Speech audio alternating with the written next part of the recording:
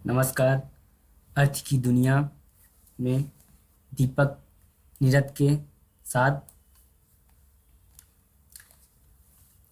मैं आपको 64 योगिनी temple in Jabalpur MP मैं आपको 64 योगिनी मंदिर जबलपुर के बारे में बताऊंगा। पहले ये जान लें कि हमारे भारत में 4 64 योगिनी मंदिर हैं।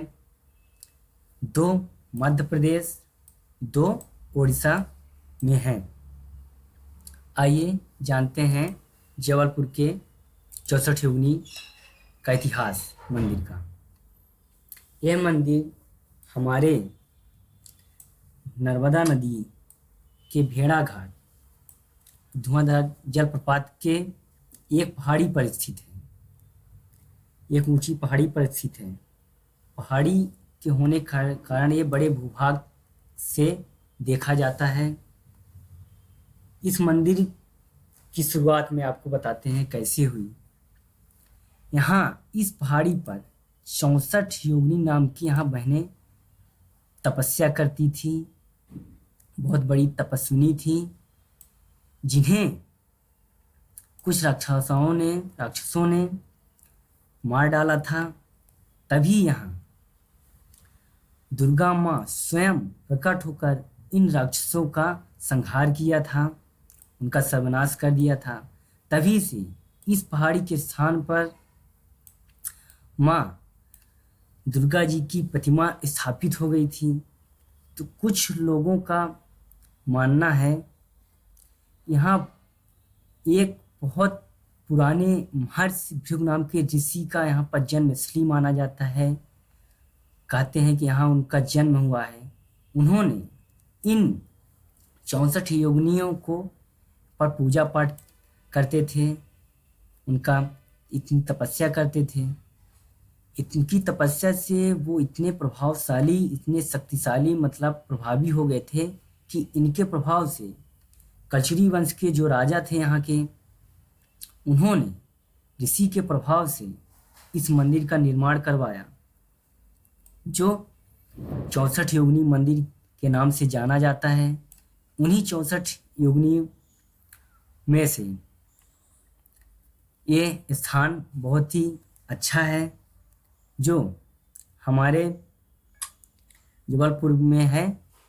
ये हमको ये जो दिख रहा है ये सफ़ेद जैसा ये पहले नहीं था। ये अभी कुछ वर्षों बाद ये यहाँ के स्थान गवर्नमेंट ने यहाँ पर बनवाए थे। जो आपको ये दिख रही है पर जाने का रास्ता इस मंदिर पर, ये हमारी पीछे की पहाड़ी है जो ये हमारे कचरी वंश के राजा 10वीं शताब्दी में बनवाए थे। Look of the temple out, ये बाहर से हमारे ये मंदिर हमारे एक संसद भवन जैसा दिखता है। यहाँ पर जो आपको ये द्वार जैसा दिख रहा है ये अंदर जाने का रास्ता है। यहाँ से लोग अंदर प्रवेश करते हैं। ये अंदर जाने का पहला गेट है जो हम इस दरवाजे के साथ अंदर प्रवेश करते हैं इस मंदिर पर। ये यहाँ पर जो आपको ये दिख रहा है यहाँ ये हमारे 64 योगिनी की यहाँ पर प्रतिमाएं स्थापित की गई हैं जो पत्थर की हैं। और ये जो सामने दिख रहा है यहाँ पर माता जी की जो मैं मूर्तियाँ बताया था वो स्थापित हो गई थी, वो इसी के अंदर स्थापित है। यहाँ से अंदर उनकी, और ये जो चारों तरफ आपके यहाँ पर वो लगे हैं इन्हीं पर उनके वो लगाए गए हैं प्रतिमाएं। ठीक, ये 64 योगिनी जो हम बता रहे थे प्रतिमाएं लगाई गई, ये उन्हीं 64 योगिनियों के प्रतिमाएं स्थापित की गई जिनको राक्षसों ने मार डाला था। उनमें से 64 योगिनियों में से 8 64 योगिनी बहुत ही प्रमुख थी, बहुत ही मुख्य थी। जो पहले सुरसुंदरी योगिनी थी, मनोहरा योगिनी, कनकवती योगिनी, कामेश्वरी योगिनी, रथसुंदरी योगिनी, पद्मिनी योगिनी, नतनी योगिनी, मधुमती योगिनी। ये हमारी 64 योगिनियों में से 8 प्रमुख योगिनियाँ थीं जो आदि शक्ति के रूप में जानी जाती थी। खंडित योगिनी में क्या है? ये जो पत्थरों की प्रतिमाएं स्थापित की गई थी इस मंदिर में, कछुरी वंश के राजा थे जो इन्होंने करवाया था। उसी वंश के होने के बाद यहाँ पर औरंगजेब का शासक इन मंदिरों पर आक्रमण करवा दिया था, उनकी मूर्तियों को खंडित करवा दिया था। जब इस मूर्तियों को वो खंडित करने के लिए तलवारें चलाते थे तो ये मूर्तियां फूल की बन जाती थी। ऐसा लोगों का कहना है, ये मूर्तियां फूल की हो जाती थी। कई 64 योगिनी मूर्तियों को सभी को उन्होंने खंडित करवा दिया था।